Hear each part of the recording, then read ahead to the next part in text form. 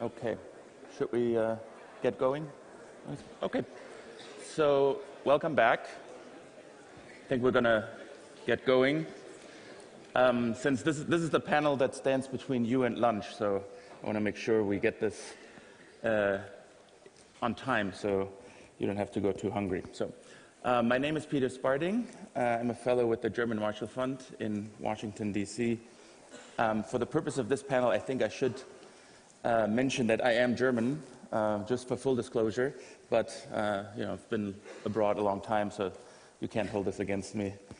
So as I mentioned, as you know, this panel will be about Germany. For me, as a German, and especially maybe one who lives abroad, it's still a bit unusual, actually, to have a panel about Germany at major conferences like the Riga conference. That's still something I'm getting used to. And I think it says something about the changing role that Germany has played over the last few years, that there's now the need or the desire to have discussions about the country. I think it's fair to say the renewed interest in Germany and its role in Europe started probably with the Euro crisis 8-9 years ago, because Germany played such a prominent role from the beginning. And ever since, actually, it's still ongoing, and we'll be discussing a little bit here the debates about the reform of the Eurozone and the EU, the German-French connection, but that's kind of the big start of this interest. Then, in 2014, with the crisis in Ukraine, Germany, and especially the German Chancellor, played a maybe surprisingly high-profile role. It was at least surprising to me to see this as a German. We're not used to this, maybe. And so being in Washington at this time, it was quite interesting to see that there was so much interest again. And then, of course, and this has been mentioned here in other settings, the refugee and migration crisis or developments over the last few years that have engulfed so much of the discussion in Europe and elsewhere, of course, have seen Germany play a high-profile and often controversial role. So there's another point there. And then, and we'll get to that also in this panel, in the last few years, of course, the tensions across the Atlantic have also seen Germany in the crosshairs of the American president. Often in his comments, he seems to have quite a fascination with the country of his ancestors. So there's really quite a lot of focus on Germany. So there's a lot to discuss there, and luckily we have an excellent panel that will do just that. So let me briefly introduce them. On my far right, we have Dr. Daniela Schwarzer, who is the director of the German Council on Foreign Relations, and my former boss, so it's always a pleasure to moderate your former boss. Okay. Be careful here, yeah. Then we have Mr. Artis Fabriks, who is probably well known to all of you here as a member of the European Parliament. I learned yesterday he speaks excellent German too, so that's always interesting to note. And then we had a slight change on the panel, unfortunately for some short notice cancellations, but have found two excellent panelists that jumped in. So Mr. Stephen Erlanger, also well known to all of you, I'm sure, at the New York Times, now based in Brussels, but a long time in many European cities, and we can maybe also discuss how all of this looks from the US side. And then here, right next to me is Elisabeth Bauer, the head of office for the Baltic and Nordic countries at the Konrad Adenauer Stiftung. But we will start on the other end with Daniela. Maybe you can kind of lead us into this and tell us about German leadership, the German-French relationship, how you see things. Thank you very much, Peter, and thank you very much for having me at the Riga conference once again. So if you look at Germany these days, I think you get the impression that this is a country looking inwards, caught in its domestic political crises or struggles. But what is happening at the same time is that the government and also the parliament is thinking pretty profoundly on what it can do on European affairs. And so despite this perceived political instability that has now also caught Germany, I think profoundly the interest in keeping the European Union together hasn't changed at all. And if you look over the past month, several speeches coming out of the Foreign Ministry, the Finance Ministry, also what the Chancellor has said, I think they speak to that. But what we haven't seen is really, and some may have expected this big response to Emmanuel Macron's various speeches on the future of Europe. And that's why I don't think, rightly so, I think it's wrong to say that, but Germany is being criticized for not having any ideas on Europe at the moment. However, it somehow doesn't seem to be able to put those thoughts across. Now, if I had to summarize what I see as the dominant themes of Berlin's approach to managing EU affairs and to indeed taking some kind of leadership role, it's first of all keeping the EU 27 together in times of Brexit. There's a huge regret that the UK is leaving, but it is seen as something that at this point can probably not be turned around again. And what, in my view, the German government doesn't want to see happening is that with Brexit, the single market with the 4 liberties get questioned in any way. So this is one of the principles that is being pursued. The other question then is, and I think that's where we have a lot of thinking to do, is how can we engage the UK in the most constructive relationship after Brexit that is possible.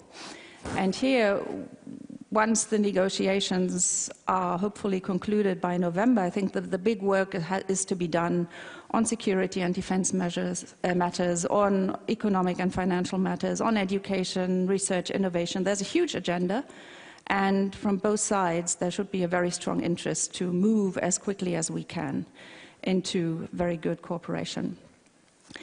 Now, the second theme, as it looks from Berlin, is really how do we manage the EU 27 where national perceptions diverge on key issues and where there seem to be centrifugal forces that really draw the EU apart.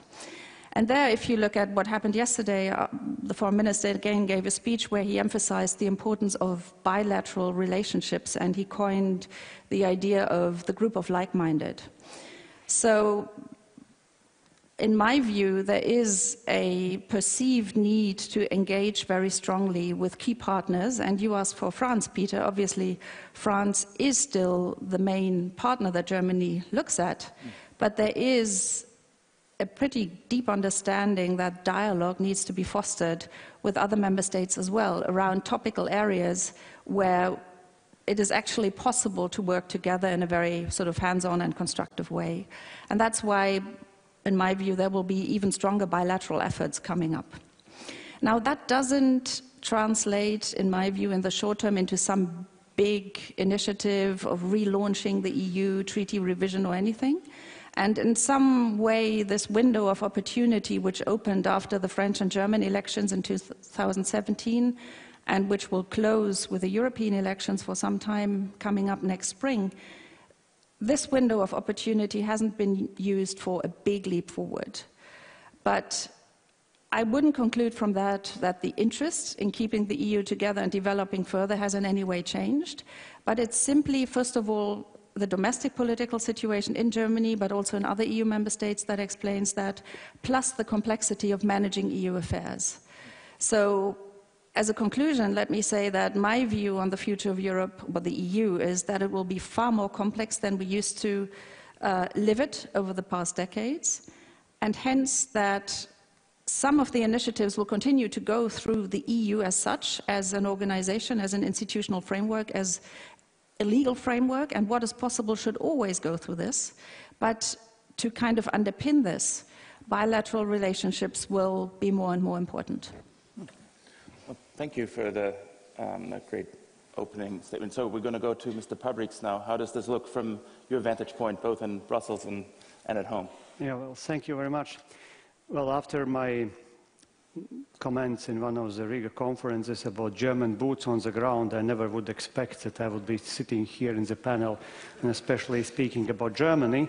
But on the other hand, it's very nice, and those German boots in the meantime are already until Lithuania, so just one country in between, and we are almost close. But For those who didn't hear, I simply suggested that it's time for German military to be stationed in the Baltics. It was already 7 years ago. Anyway, when I'm looking to Germany as a very German-friendly politician from the Baltics, I see a number of things. First, I see that in the last years there have been a progress in the right direction. So that means that German government carefully assesses the necessity to raise the military spending. German government is carefully assessing how to become more active in EU and internationally and to be more active with its friends. But I would say that this is far from necessary minimum. And far from necessary minimum, I would say because, as previous speaker, Madame Schwarzer, told, Germany is concerned, or German government is concerned about keeping EU together. And then suddenly comes into my mind a classical suggestion for those who are familiar with martial arts. If you do not know what to do, attack. What does it mean? It means basically that if we are now just thinking about the defense of European Union, about trying to keep something together which is on the brink of falling apart or disintegrating, or at least such kind of moods we are seeing there, then it is not enough to be in defensive position. You have to go forward. Now the question is where to go, how much to go, and with what policies to go. And here I really, sorry to say, but I see a lack of ideas and a lack of vision at this moment on the German side.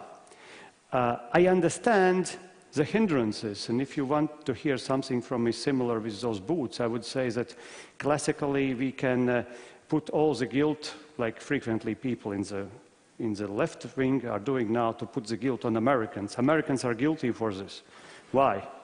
Because after the Second World War, the Americans and Allies so much pacified Germans that whenever you start to discuss in German society something about military or tanks, then they immediately go into retreat. How can we spend now more on militarization? How can we increase Bundeswehr? How can we be engaged in somewhere? Of course you can.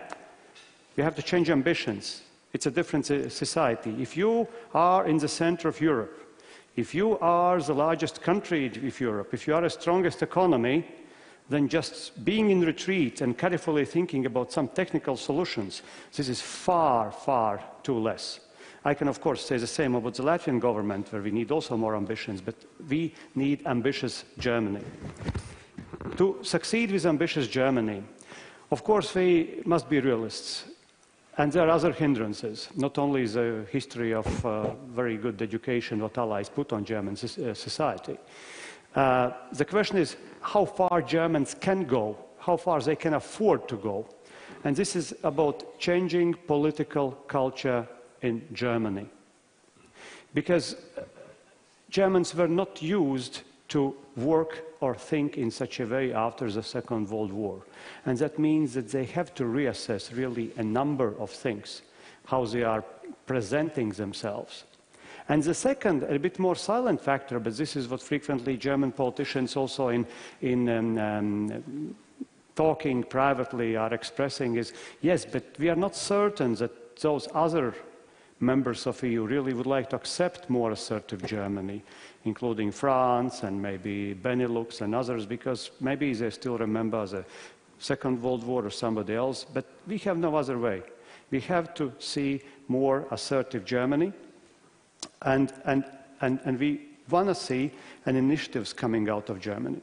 If we are looking now to the German government in general, I would say it's really inward-looking, because the big coalition, the grand coalition, is not extremely convincing. I think that still a few weeks ago it was on the brink of falling even apart, and other countries see this. We see that this is happening. So about EU initiatives, and here where Germany plays a major role in many ways, or should play a major role. I am a little bit skeptical, for instance, also about the initiative which was passed in June regarding the migration and border and asylum seekers, because I understand that a large part of left-wingers in European Union have been trying to push forward this issue and to have some kind of decision-making. I understand that this was also the necessity for Madame Merkel, sorry to say, to kind of justify her own policies, which in my personal view, sorry to say, in 2015 were quite wrong. I know that many Germans will disagree with me, sorry for this, but I think that was wrong. Wrong why? Because if I'm looking to politicians and their nature, we always have to look how politicians are acting in their politics. Madame Merkel was never an active politician. She was observative, she was looking for the issues, she was waiting, and it's frequently a good tactic for many leaders and many politicians, because a number of things are solved during the way of life, and you don't need simply to solve them. Just wait and they'll be solved. But I think in this 2015, she decided to take the initiative, which was not characteristic to her, and she failed with this, in my view. And we can see that to start with common migration policy in Brussels, that was a non-starter at the end, and this we know that this will be stopped because we don't speak about more radical views in such countries which are now facing Commission clarifications about the democracy level, like Hungary or Poland, but many other countries simply will be not ready to give away its national sovereignty as far as the migration or asylum seekers. So that was not the right initiative in my view. Another initiative which is now put on the table of Juncker, like four policies in future in European Union which we could decide with majority vote. I think also here we have to be extremely careful, because if Germany will start to push forward such kind of initiative, I think many nation states will see this as a little bit of a opening a Pandora box for future decision-making of those who simply can claim a technical majority, and that will not be in favor, as we discussed also yesterday, of Central or Northern Europe. There will be many decisions made because of the majority, simple majority, in favor of Southern Europe. And if it is so far, then the question is, can we proceed, for instance, with such policies as foreign policy or defense policy? Yes, we have, from the European Union perspective, 30 billion now finally allocated to security issues. But it will be still a technical management, because we will not be capable to give a supreme authority on defense issues to Brussels. So that means that I have to repeat what Joschka Fischer already told in January 2017, that very much in EU and Europe will depend on countries like France and Germany, how they will raise their own military force, how they will be capable to take decisions, very hard decisions, because EU will not be a solution for this in the shorter term. EU was created as a soft power, and we all see from current geopolitical situation that soft power is not anymore enough for EU. And if we want also the hard power, yes, we have to go forward with certain EU initiatives, but the bulk of responsibility will fall on the bigger nations, national policies, and that means Germany. And Germany must show that they are a stable, visionary country, and not just somebody who tries to find the technical solutions and keep somebody together who is not convinced about leadership. Because countries and people follow the leaders which are convincing leaders. At this moment, sorry, I don't see a convincing leadership in Germany, and that's my biggest trouble, because we here in the Baltics, we will be ready to join a convincing German leadership if it will appear sometime in future. Okay, thank you. All right, let's turn to the other area of focus. So besides the European dimension, of course, the second big pillar of German foreign policy, and so has always been the transatlantic relations, which I mentioned earlier is in a bit of a problematic state. So Stephen, maybe you can share your insights on how you see the view from America to Germany and vice versa. Peter, thank you, and thank you to the rest of the panel, and thank you in advance for your patience. I first came to Germany in 1981 to the DDR, to Hauptstadt der DDR. That was my first experience of Germany. And I spent a lot of time in '86 writing about the anniversary of the wall. I was living in Germany for 9/11 and spent quite a lot of time chasing down Mohammed Atta and his cell. He lived at 54 Marienstrasse in Harburg. I still remember the flat. I talked to his teachers. I went to his mosque. Did my best to understand what drove this man to do what he did. But to the German question, there's a multitude of answers. There has always been so. And having grown up as a descendant of German Jews who left Germany in 1848 revolutions, I've always been fascinated by Germany. I've lived in Germany. I trust this Germany. The big question is, does this Germany trust itself? And that's always been the real question at the heart of the German problem. It's not a problem. We need it. Mr. Pabriks said this very, very clearly, but it's never very clear that Germany wants to take on the responsibilities others wish to impose upon it. And as you look at opinion polls of German attitudes, Trump, okay, fine, it goes up and down depending on which American president we have. I mean, Germans loved Bill Clinton and hated Ronald Reagan and loved Obama and hate Trump. All that's kind of a given. But the question really is about responsibility. You talked about German boots on the ground. Part of the problem is German boots, there aren't enough of them, and they're tattered and they're in terrible condition. And as Germans talk about, how to spend more money on defense, 1.5%, not 2%, that's enough, that's so much money, our economy's going so great. One also needs to say, well, what about the state of the Bundeswehr? I mean, you have two real contradictions here.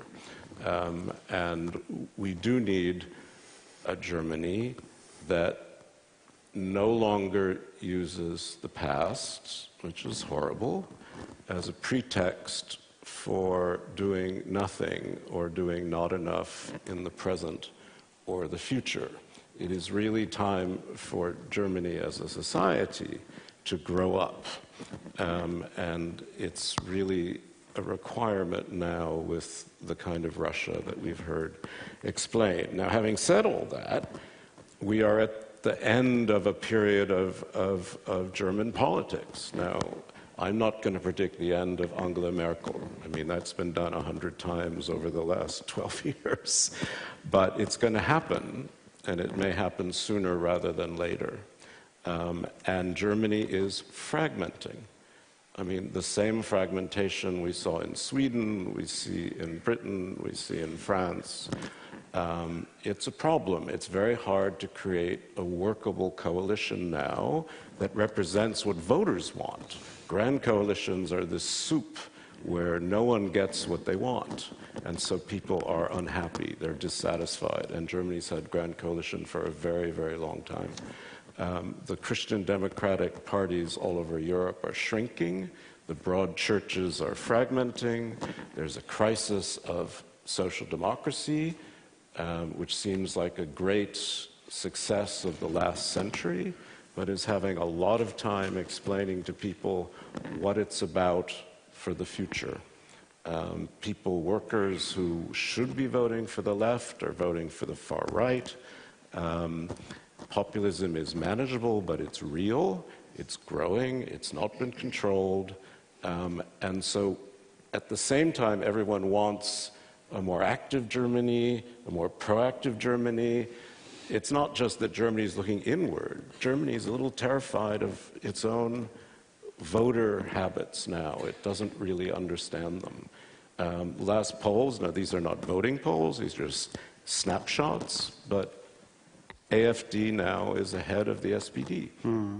Now, in an election that probably wouldn't be true, but it's extraordinary. And AfD is putting a huge hole in the old Bavarian battleship, the CSU, which has really important ramifications for Merkel and her party. She's just lost an important vote inside her own parliament. It's a shaky period. Now, at the same time, I have to say, there's the transatlantic part.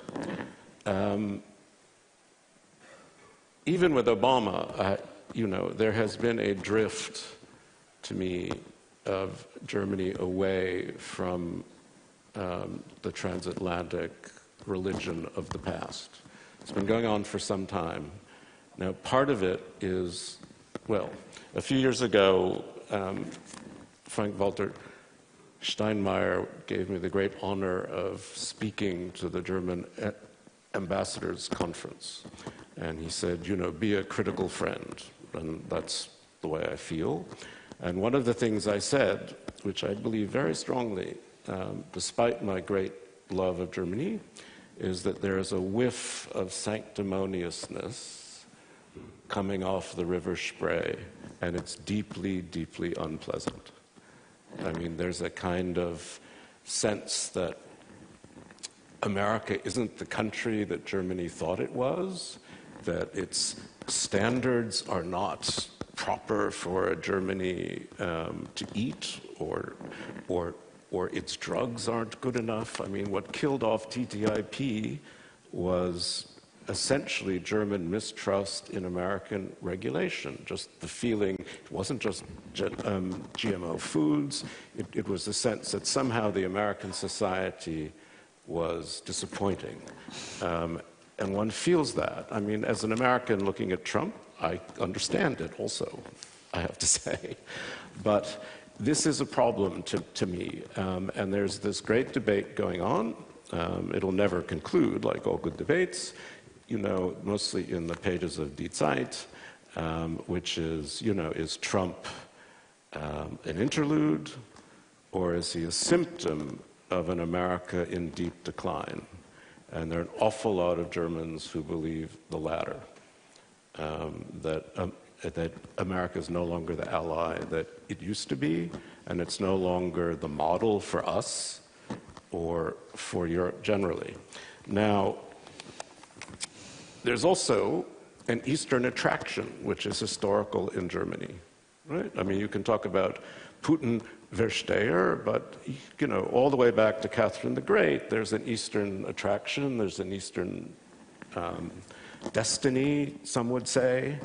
That is growing, partly the AfD, but you see it in this fight over Nord Stream 2.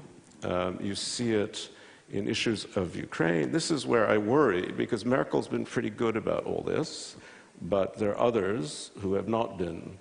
Sigmar Gabriel, there are lots of people I can think of who have been much more understanding of Russian anxieties, as they would put it, than Baltic anxieties, put it that way.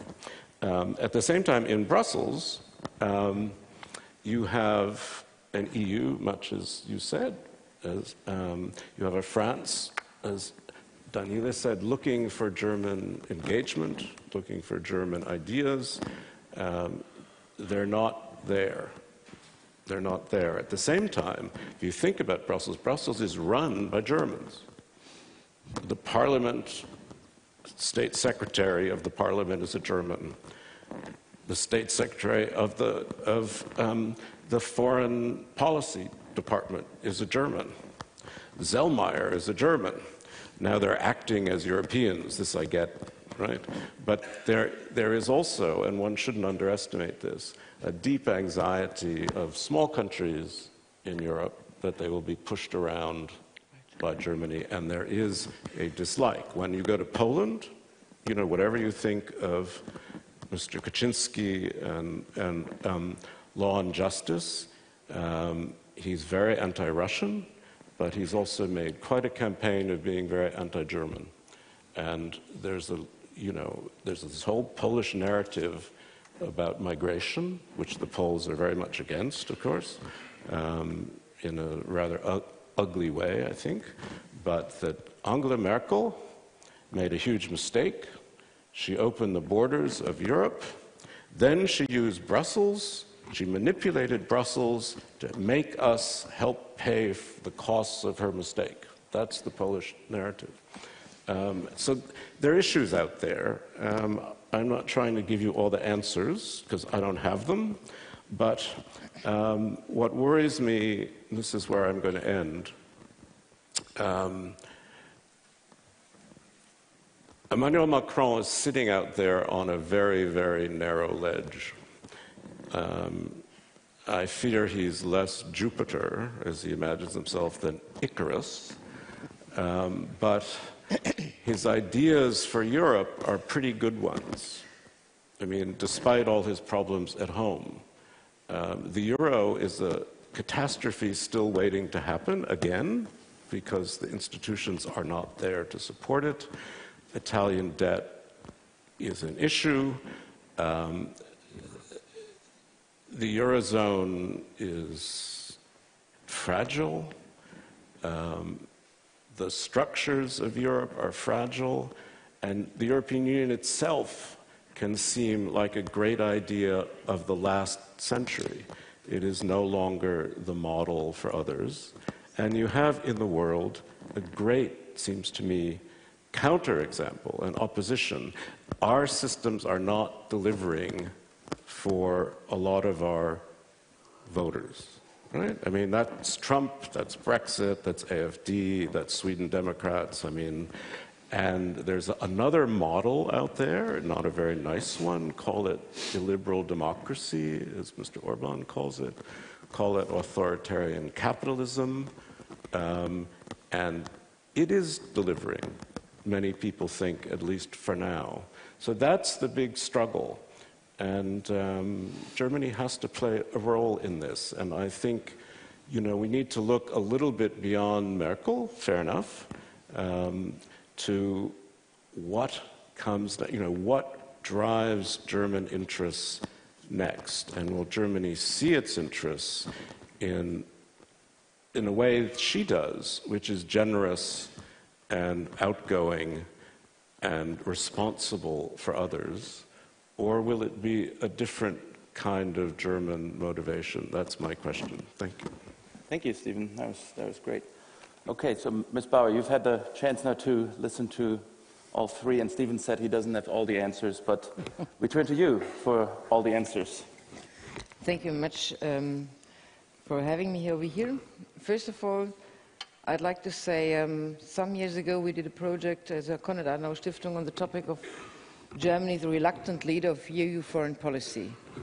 And I think today's discussion is just taking it into account as well for the EU policy at all, because Germany always is one of the big players in Europe, as we know, because it's up to our genes since 1945, since the 50s, to see ourselves only in a united Europe, being prosperous and going for future.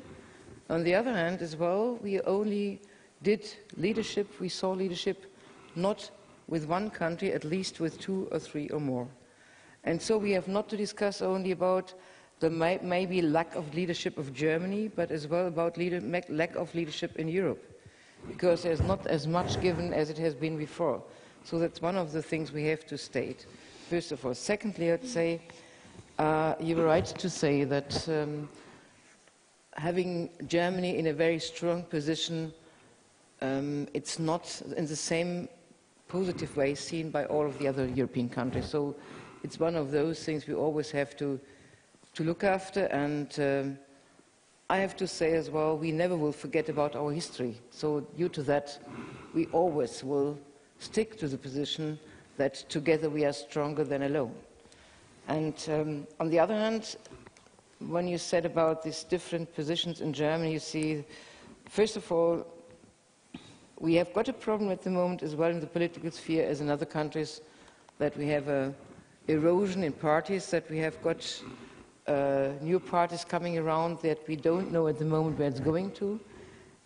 Secondly, to have this very strong position regarding the United States, although I always have to say we always had the times in the transatlantic community that as in a family I've got problems, but it will be solved later on. So we are coming back together and we never forget about each other.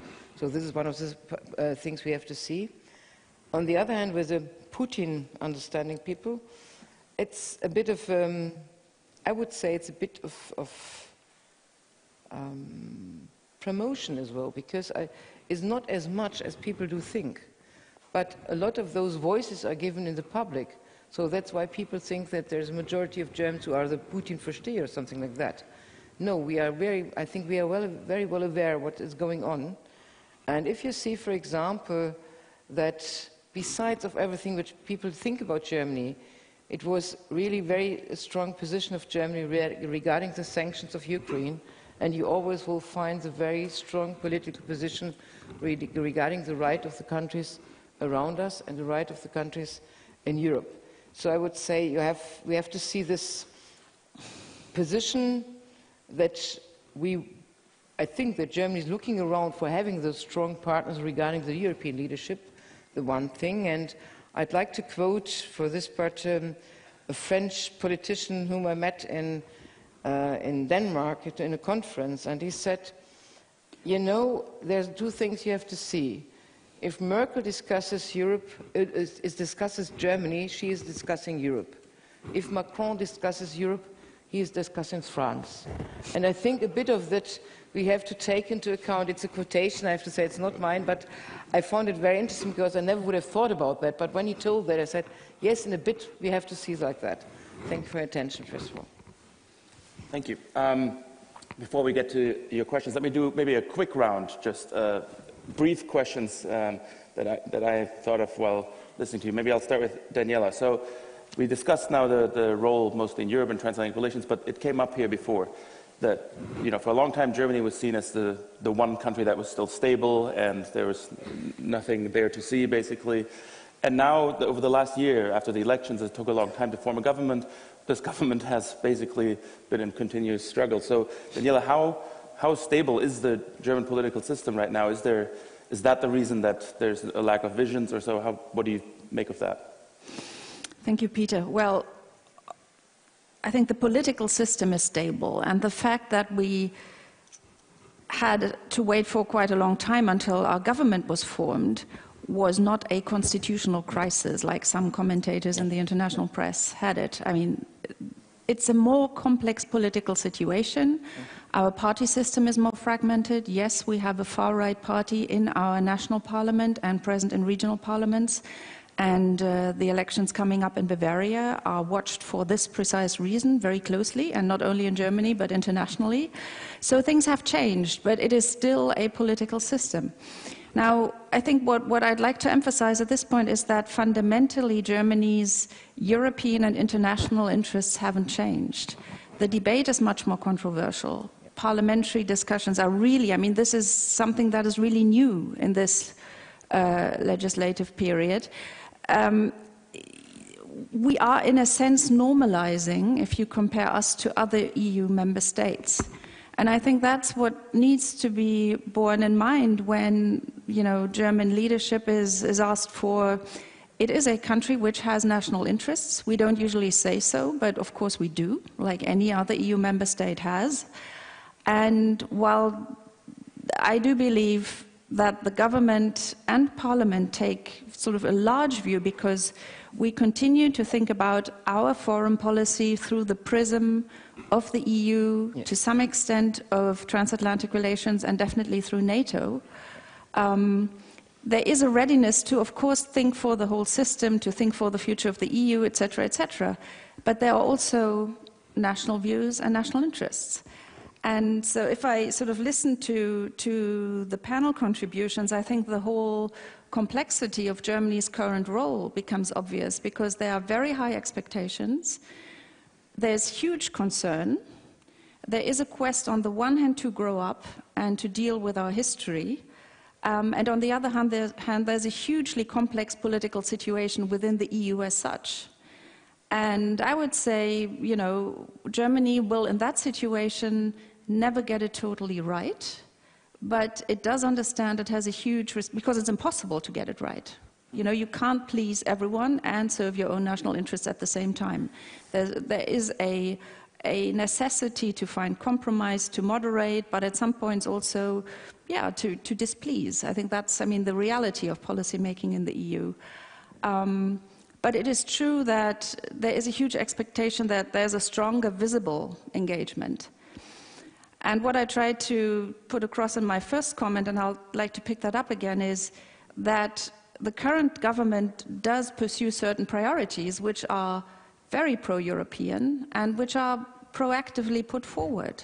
I mean, if you look back at what happened in June, the Franco-German Meseberg meeting, there is an agenda that comes out of that.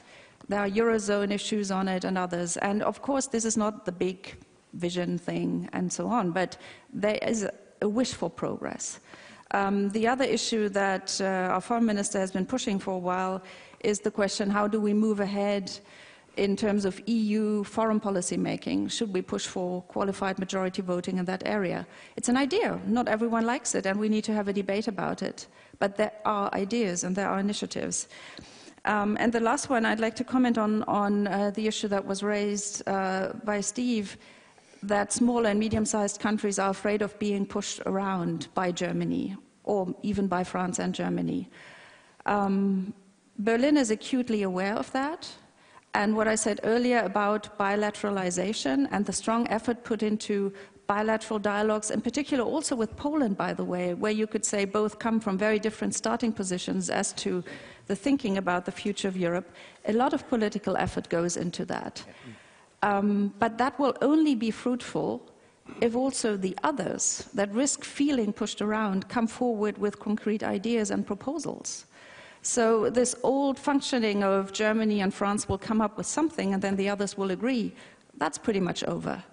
But the views are still on Paris and Berlin as they used to be, with that fear of being pushed around. So I think we need to move to a situation where it's clear for everyone that there's a shared responsibility to move ahead in this difficult political situation.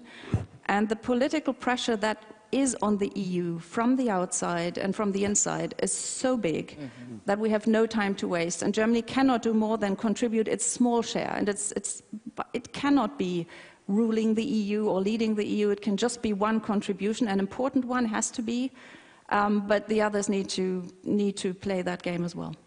Great. Maybe as a follow-on exactly from that, let me ask Mr. Pabriks, as someone who knows Brussels quite well, let me draw on your expertise from the situation there. We have the European Parliament elections next year, and Steve said Brussels is run by Germans.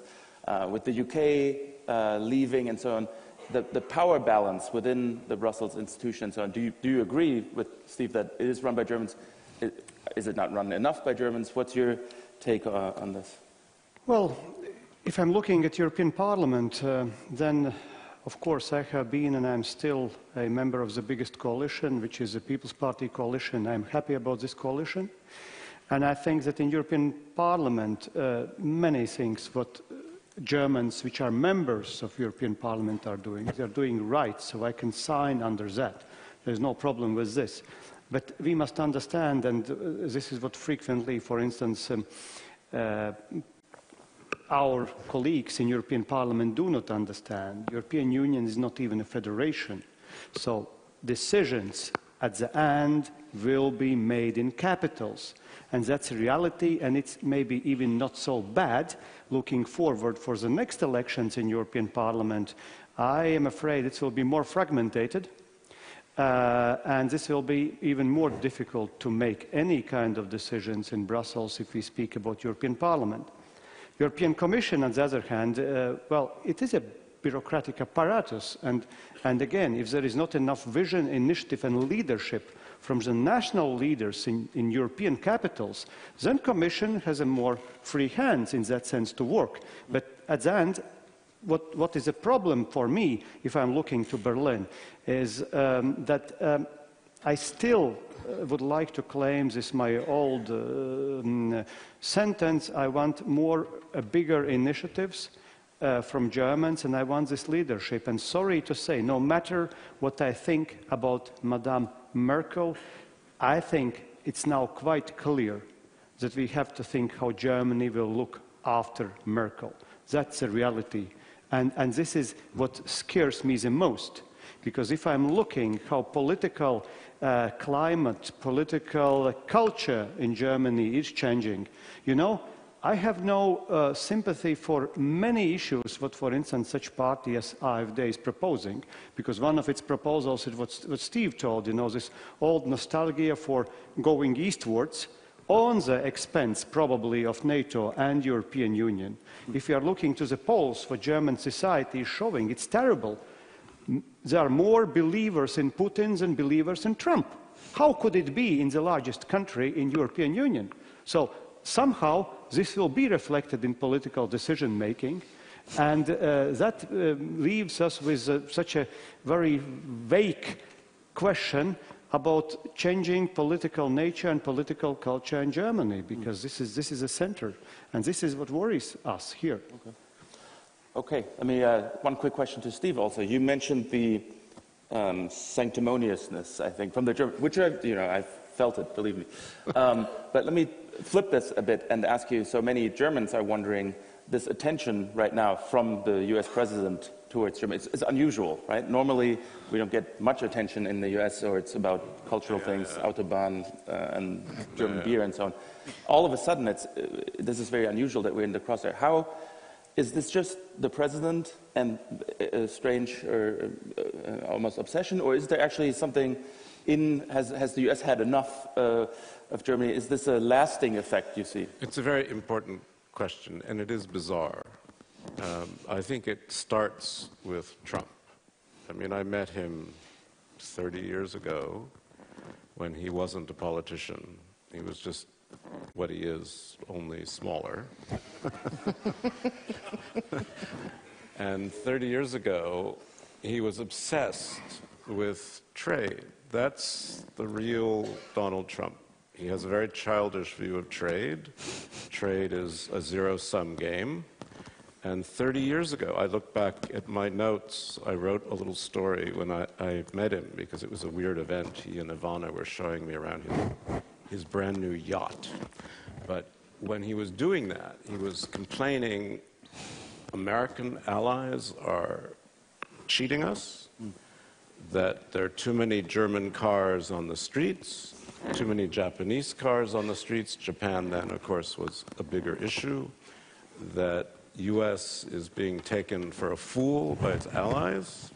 So this is an idée fixe for Trump. And as a 71-year-old guy, he has a lot of idée fixe right now, but this is like idée fixe, and it's about Germany. And it doesn't have to do, you know, he also, I think, finds Angela Merkel a puzzle. She's not the kind of, you know, woman he's used to, I guess. And, you know, the nice thing about her is I don't think she cares whether he likes her or not. I mean, she's immune to him. And even when he's been very insulting, which he has been in private or in Quebec at the G8 or even, she just kind of lets it go over her head, right?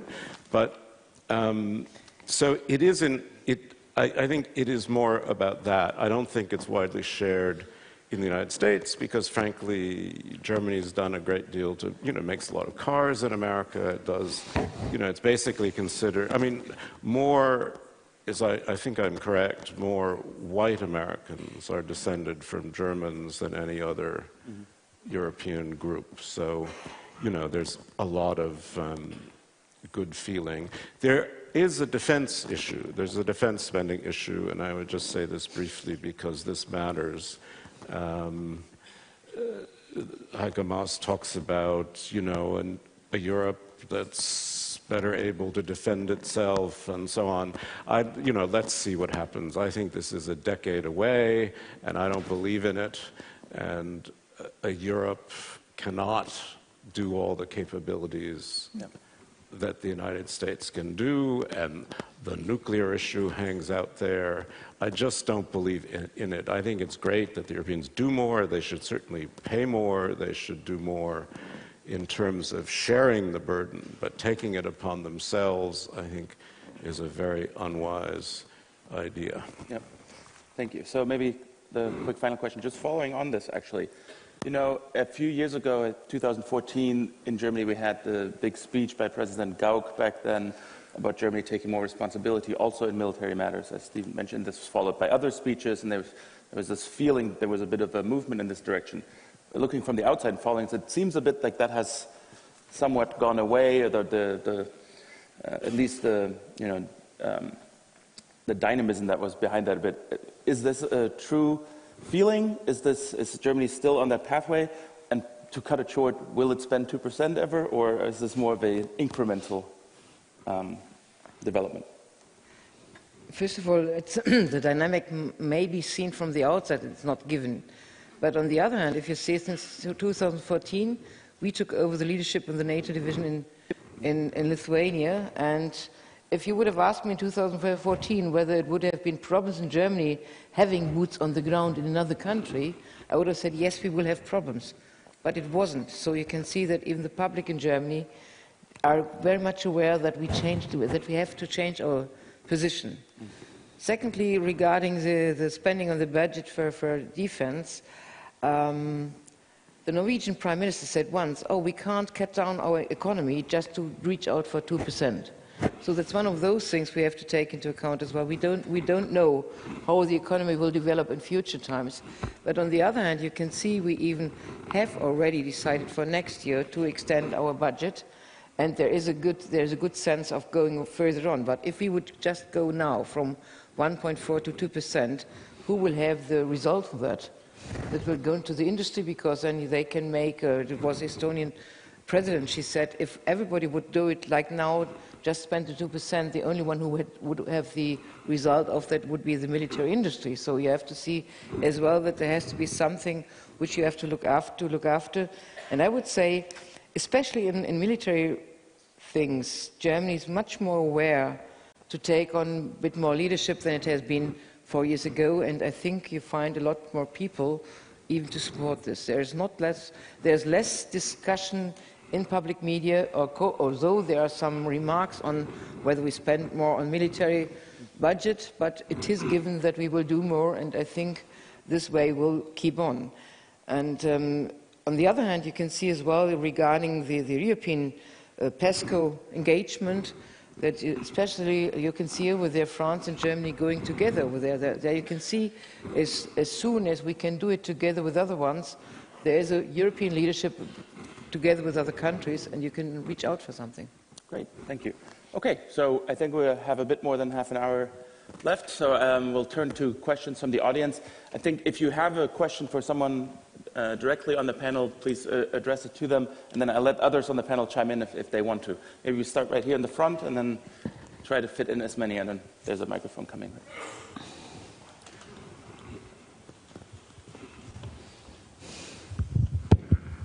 Thank you.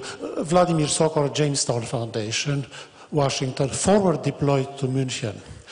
I would like to bring up the question of the correlation between political party profiles and foreign policy.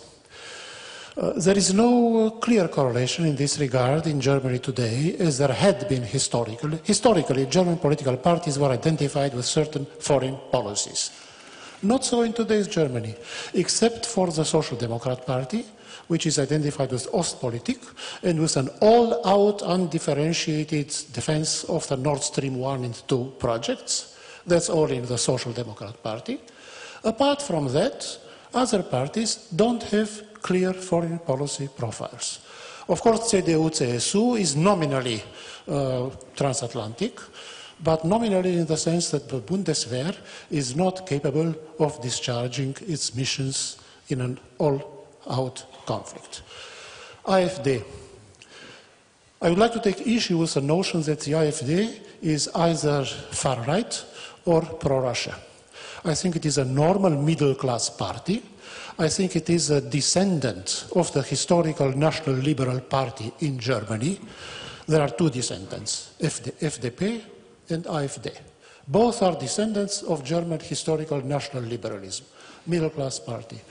There are small numbers of individual AfD deputies in Bundestag who are Russia-friendly. The Ukrainian ambassador in Berlin gave an interview recently in Ukrainska Pravda, saying that he's trying to cultivate the AfD, and he finds that only four or five individual members of the Bundestag from AfD are Russia-friendly, whereas the others are not interested in Russia, are agnostic on Russia, and don't have a pro-Russia foreign policy or a foreign policy in general.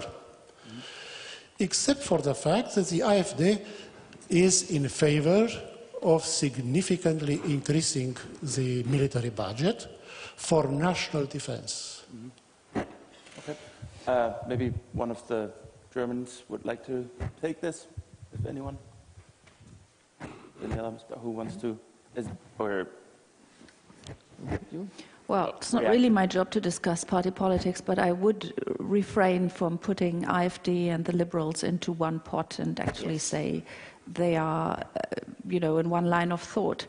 I do believe that the parties do have distinct profiles, both on European affairs and also on some issues that pertain more to the foreign policy area. I think we will see that coming up in the campaigns for the European elections, that you will see that there is a strong consensus among at least the moderate parties to deepen the EU, to move forward with that project. Very probably a lot of reluctance on the side of AfD. And to say the least on AfD's position on Russia or relationship with Russia, I would say it is divided, but they have voiced pro-Russian positions which kind of come out in the national debate and which are a concern to many. Thank you. So I see so many hands that I would like to encourage short questions and actual questions, and if you could direct them at someone that would help us to get as many as possible. And I already have the lady here in the fourth row. And then... Thank you. Thank you to the panel. Very interesting discussion. I'm Anna Wislander with the Atlantic Council, Director for Northern Europe in Stockholm. So this question is a bit regarding what have been raised, smaller countries' concerns or thoughts perhaps. If you look at spheres of interest as expressed and the concern we have that Russia would manage to re-establish those in Europe. If you look at history, also the Westphalian Order, France and Germany were part of that great power game in Europe. With the UK leaving the EU and now the drift across the transatlantic, do you see any risk that we are returning to this, also giving the Franco-German motor that we now will depend upon in Europe? Thank you. Would you like to take, Mr. Pabriks? Yeah. Well, I can try at least. Well, yes, I do see the risk in general in the global order that international organizations are getting less relevant or possibly falling apart. Unfortunately, our good ally, United States President, is in some way also promoting that, and that is the biggest danger for smaller countries, because as a rule, once you have good international organizations, the bigger countries are constrained, the smaller gain the power. If it's just the might is right, which for big ones are fine, for us it will be bad. From that perspective, I think we are worried very much about Trump's position in this regard. But within European Union, of course, departure of Great Britain in many ways are taking away the natural philosophical and political ally for Baltic countries as well. So that is a problem, because there is no secret that as far as the security issues, economic issues, many other issues, British have been allies for us. Just like in many ways also Nordic countries. So we might be weakened here by that perspective. Yes. Okay, thank you. Maybe let's go here in the middle, front, fourth row. I think. Yep, thank you. Hello, my name is Vespers Berzinch, and as a Latvian who is studying in Denmark, I have already experienced how the EU works and how easy it is to migrate through member states. So, my question goes to the whole board. As Ms. Daniela Schwartz already mentioned, that the EU will experience growth and will become much more complicated. What are your views on the idea of a federal Europe? And is it even possible in the foreseeable future? Thank you. Okay, so I don't know who. Well, I would just say briefly, as someone who sits in Brussels, we're moving farther away from a federal Europe than we used to be. I think, you know, there's the Juncker integration school, but in general, you know, Europe worked well at 15, doesn't work so well at 28 and soon to be 27. It's very diverse.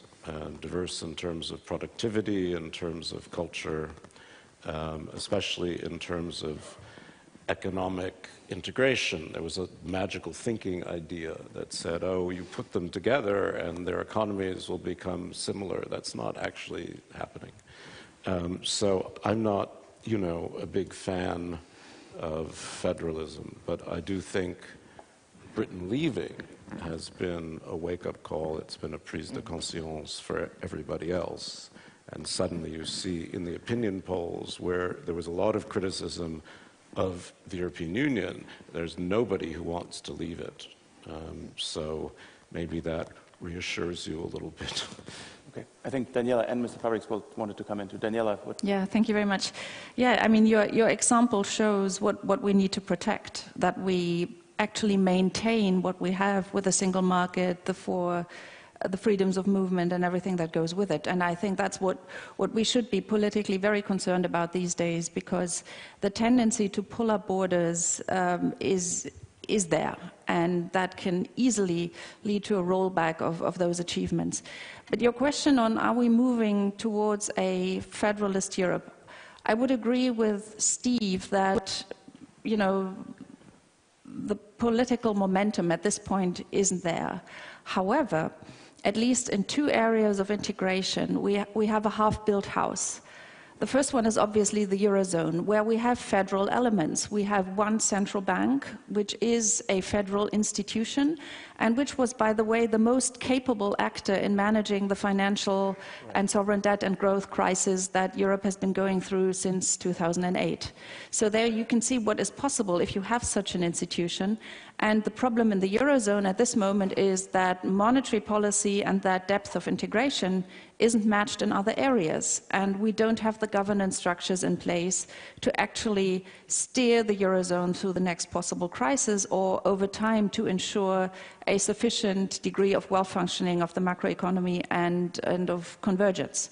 So there I would say we have to add elements, and the whole discussion that we are currently having, which looks like a low-scale nitty-gritty thing, but actually the legislative procedures on banking union, for instance, are steps towards putting in place a more coherent system. And more elements have to follow, and we obviously are in the middle of the debate on the next EU budget, the multi-annual financial framework. The question that keeps popping up is, do we need specific tools for the Eurozone? In my view, from a policy perspective, yes.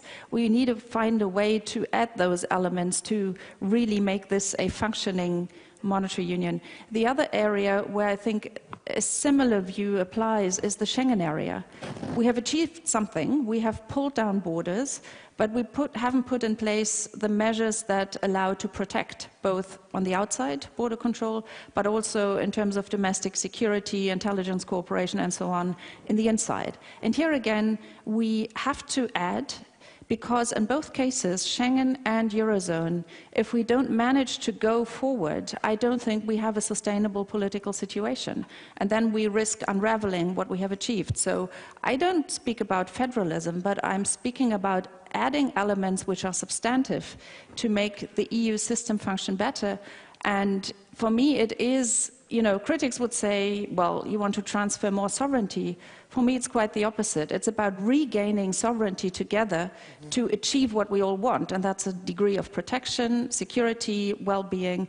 And you have a choice. Do you want to undo and have an EU which is much less integrated? I don't believe that's a recipe for future success. Or we add the elements that we are missing and which make the current situation unsustainable. Did you still want to? Well, protecting is fine. attacking is better or being ambitious is better. If we are looking to current EU, also those 4 freedoms are actually not fully implemented. Even Macron is suggesting some things, for instance, about the transport, which are against these 4 freedoms, let's be honest, which puts, for instance, East and West against each other.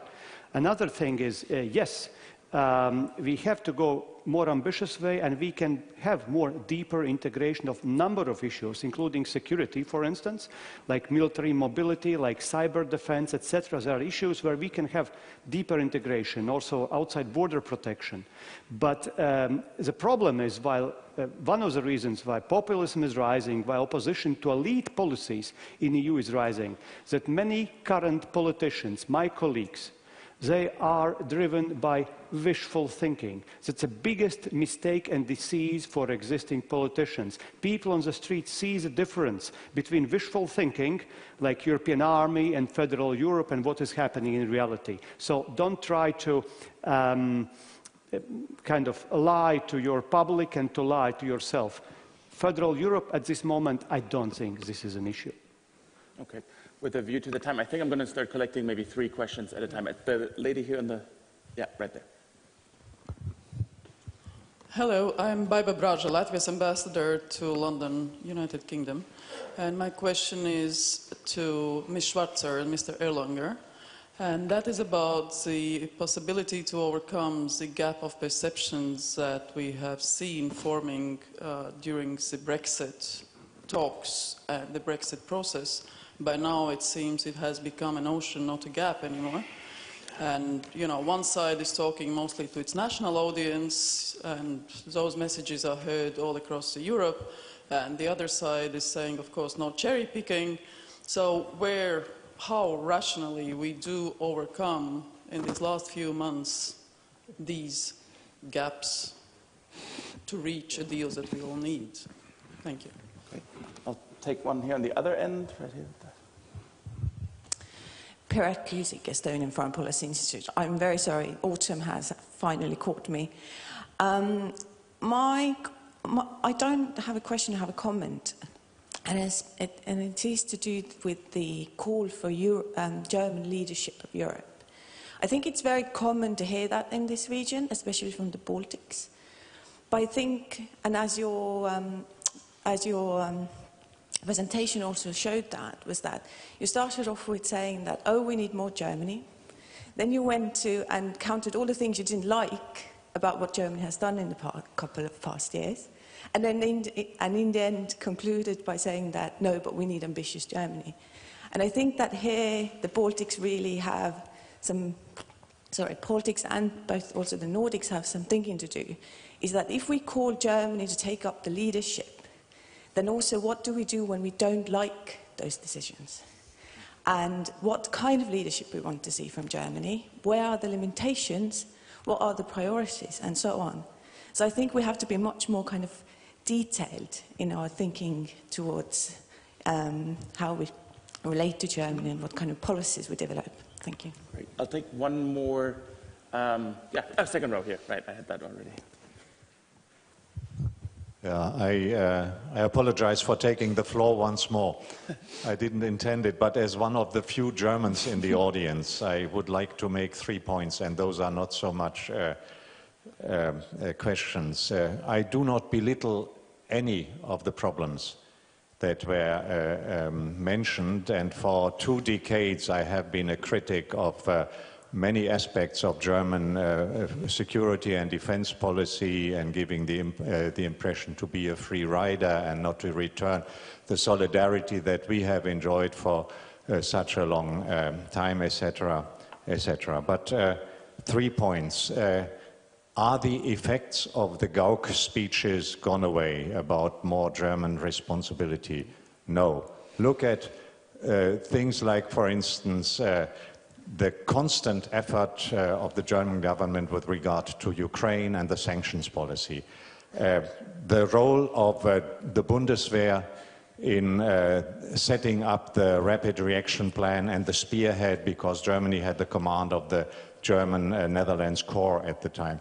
Look at the role of Germany with the multinational corps Northeast, which for the last 3 years had a German commanding general, and where all the planning for the Baltic countries and Poland in terms of operational preparedness were set up. And look also at the very constructive role that Germany played at the NATO summits at Wales and Warsaw and so on. Secondly, the state of the Bundeswehr. Do not believe everything you read in the newspapers about sometimes snapshot impressions about this and that and the state of readiness of submarines, etc., etc. For 20 years, not only Germany, but also some other countries were avidly cashing in the so-called peace dividend. And we accepted a lot of deficits because territorial and alliance defense was no longer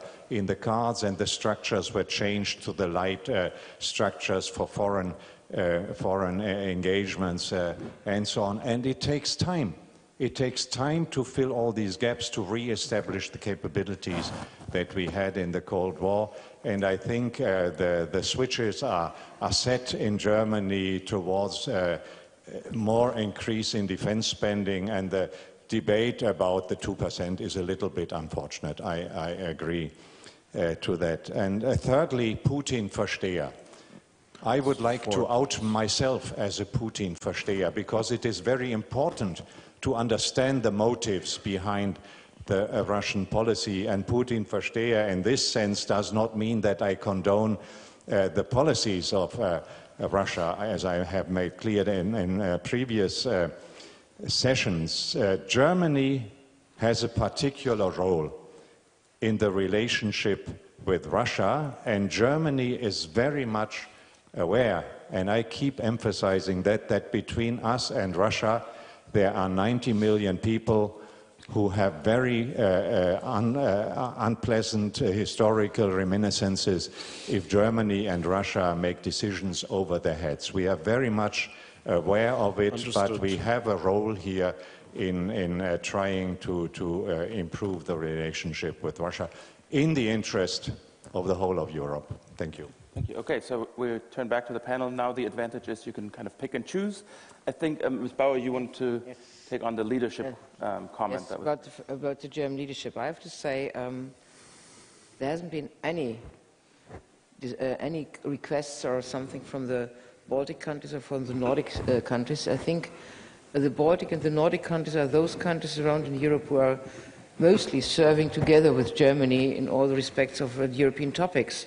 So we have got much more in common than in dissent. So I don't see that there is any problems between us in those spheres up to now. I never got out to that. So I think we have to be very careful if we just even discuss problems where there are no problems up to now.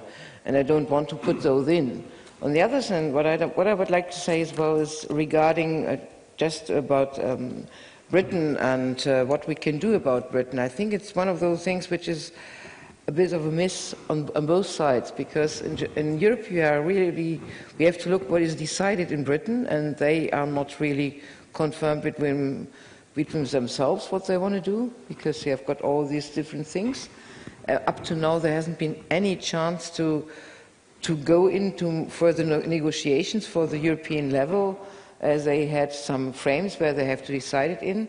And on the other hand, we have to see in that case, as a result of that, and that may be coming back what Anna Wieslander asked before, that we probably have to go back much more to the Franco-German part a bit more than, because the years before it has been a strong German-British part as well, but this partner is leaving us on European level, so we have to get back to this Franco-German, which has been a tradition for about 50 years by now, and I think it's the way we are dealing with it. It's seen that all of us, or especially the German leadership, is very much aware about the consequences which will happen, and we have to be, and I only can ask you, all of you, to support the ambitious things we have to do in Europe in future, because it's not only Germany who has to take over the responsibility, all countries are needed for that. Did anybody else want to? Just quickly, I'm an optimist in a way. Yeah. Brexit's a great cost. That's a given. I think the British are beginning to realize this. I think there will be a withdrawal agreement. Certainly by the end of this year, there will be a backstop on Ireland. There'll be some fudging about the future relationship. I expect there may be in the withdrawal agreement a one-year extension to negotiate the future relationship, maybe till the end of 2021. The problem right now is, internal British. We have an impasse. Yep. We have a very weak Prime Minister. But my view, maybe wrong, is even the Brexiters want to do nothing to block Britain's leaving on March 29th. Then they can fight about what happens next. So I think there is goodwill. I think behind the scenes there's a lot of serious discussion. Politics are politics, and they are unpleasant. But I don't have the feeling. What we have is Salzburg was a mess, partly because May got into trouble with the DUP again. Mm-hmm. That's what caused her to ask for more delay from the Irish, which is what pissed off Macron, which led to the ugliness of the lunch. Now, that doesn't have to go on forever. The only other thing I would say is simply about the condition of the Bundeswehr. Don't read the papers, talk to NATO, talk to the German parliament. The problems of the Bundeswehr are not an invention of the media. Daniela, you wanted to brief? No, he said it all, so I'm okay, fine. Perfect. Thank you. Then we can do one more round of questions and then hopefully get to lunch on time. So I have one here, the lady right here. Hello, thank you for a great panel. My name is Ellen Schiffer. I work at the Atlantic Council in Stockholm as a project assistant. And Daniela, you were talking about how the complexity of the EU will increase in the coming years. And I was just thinking about, we recently had elections in Sweden where the two most EU-skeptical parties increased their part of the vote. And an argument behind this is that many people find the EU too complex. So I was wondering, how can we ensure that we regain public trust in the EU and not make it easier, but make it more common to talk about than it is today? Thank you. Great. Here in the front row, the gentleman. Evgeny Brekerman, Minsk Dialogue Director Initiative, Belarus. I've got a question to Daniela and Elizabeth. Heiko Maas paid a visit to Japan about a month ago, and if you read his statements there, they certainly catch an eye. So first of all, because of the history of German-Japanese alliances, but also, the things he was stressing were about the need to be stronger and be together in defending the free world, liberal world order, but also trying to secure an institutional strong presence of countries like Germany and Japan, primarily in the United Nations. So basically the question is, what were these perceptions of this visit and the German-Japanese relationship in Germany, and also how seriously we can perceive this in terms of not only the bilateral relationship, but the possibility of these two countries really making a strong effort to gain serious presence in the UN or in other international institutions. Great. Correct. One more here, the lady in the 6th, 7th row.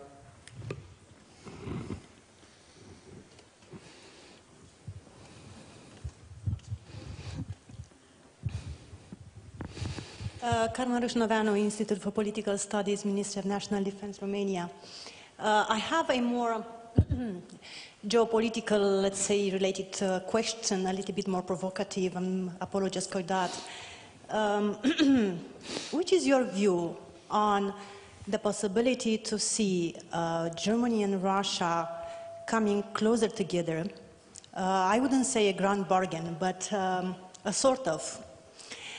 And how this might impact on the European security dynamics, especially in Central and Eastern Europe. and also on the US military and geopolitical posture in the region. Thank you. Okay, great. I think 6.5 minutes left.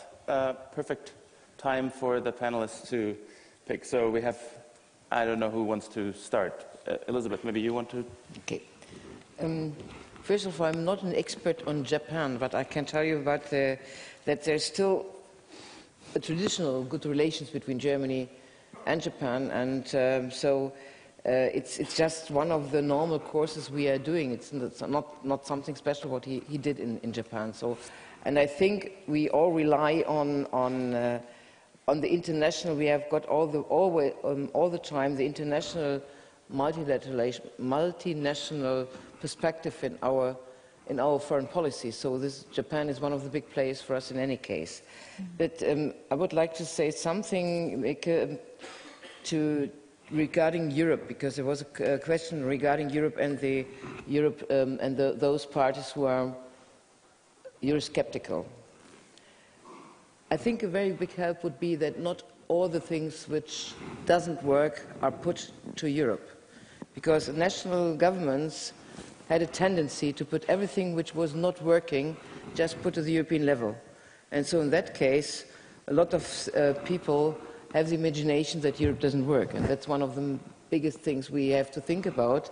And I would like, because it will be my final word for today in this panel, I would like to quote Henry Spark, who has been one of the founders of the European Union. Only those feel frustrated who think Europe just will be there or has to be done only by enthusiasm. Nothing like this will happen. An organized and united Europe will be a result of long, vigorous and combined efforts.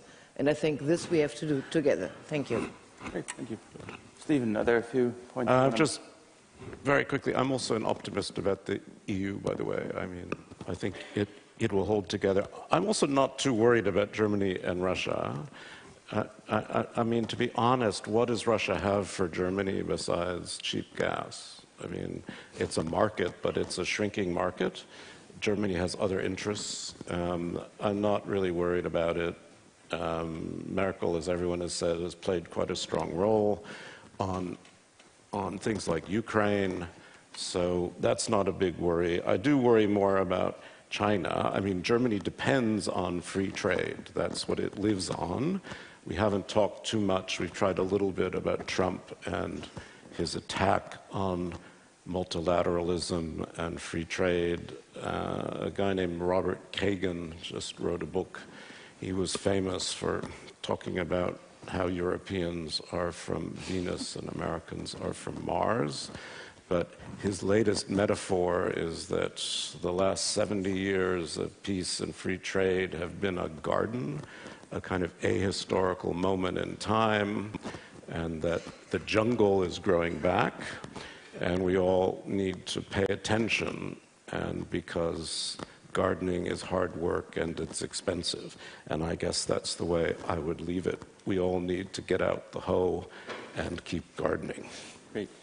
Mr. Fabrics. That's it. About Japan, I haven't been in this meeting, of course, but I believe that here Japanese have been very much interested also in upcoming trade deal, the big trade deal between European Union and Japan, and this is what we have to make at any expense, basically, because it's agreed and we have to proceed with this as soon as possible. That's very important.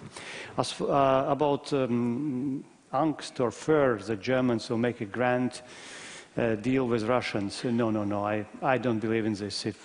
Because, of course, we can see a certain support for Nord Stream. We can see a certain interest, just like also in this country, for making deals with Russia as far as the business. But if we want to find something here, so in general I decline this, but if we want to find something here, my problem is really that we are deconstructing our transatlantic tie.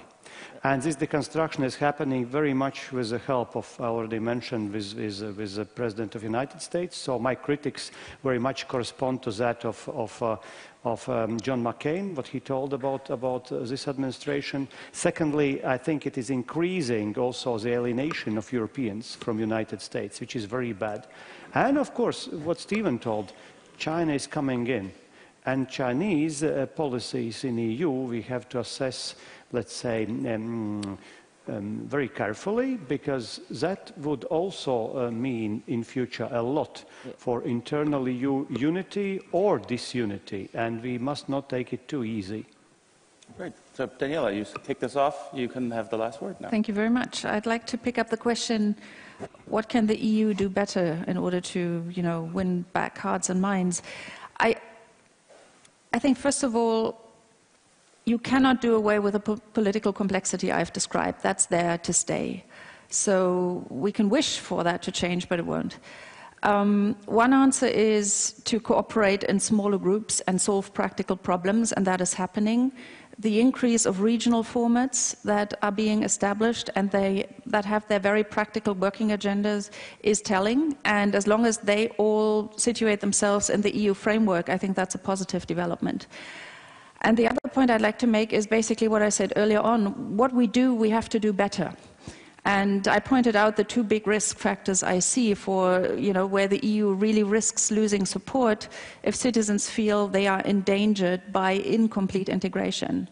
So Eurozone, Schengen, domestic security, intelligence cooperation, border control, and defense. I think those are the topics where we have to move ahead, where it's possible to do so, and where there need to be very clear messages, what we want to achieve and what we can achieve.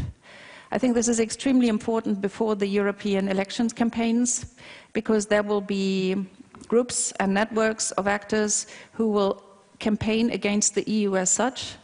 And it is important not to just say, but Europe is good as a response, but to be able to convey very practically what the achievements are and what we need to do together. Then I'd like to pick up the question on German relations with Japan, and I don't want to repeat what was said before about the mutual interests, but I think you have to see this as part of a broader approach that the foreign minister has, and I recommend you read one of his articles on his views on the transatlantic relationship, which is coined in this article as in the future it should be a more balanced relationship, where on the one hand Europe takes a stronger and more proactive role, not an alternative, and I agree with what General Wittmann said, we don't have an alternative to NATO. Of course not. We are not there at all, and no one seeks that at the moment. But Europe has to take care of itself as a stronger player, also to offer more in the transatlantic relationship. And the other idea that's in that article is basically to bring together like-minded actors, and that's more a global order issue, really, where sort of Germany and Japan align on many mutual interests. Trade is one, so global trade order. Security can be a matter of mutual conversations, but also upholding the international organizations that we have, the United Nations and so on. So Japan is one partner from the German perspective. There are others, and to the extent to which the US withdraws from its former role as a constructor and guarantor of international order, Germany, who is really in that mindset still, both European order and global order, needs to look out for other partners who can help save that order and reform it. And I would interpret that view on the German-Japanese relationship in that logic, but it doesn't only apply to Japan. Great. Thank you very much. With that, we will now go to lunch, which is just right outside here, and then come back for the next panel. Just making sure I get this right.